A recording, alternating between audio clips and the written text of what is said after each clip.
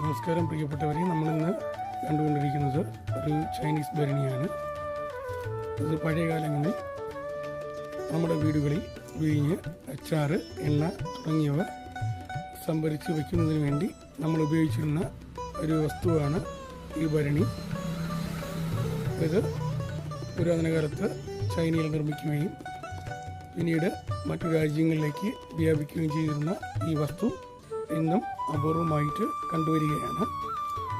പഴയകാലത്ത് നമ്മൾ ചൈനയും ഇന്ത്യയുമായുള്ള വ്യാപാര ബന്ധത്തിൽ നമ്മൾ സുഗന്ധവ്യഞ്ജനങ്ങൾ കയറ്റി അയക്കുകയും പകരം അവർ ഇതുള്ള ഭരണികളും കരകൗശല വസ്തുക്കളും തിരിച്ചു കയറ്റുകയും ചെയ്തിട്ടുണ്ട്. ഇതിൽ ഡ്രാഗണിൻ്റെ സിമ്പിൾ ലേബൽ ചെയ്തിട്ടുണ്ട്.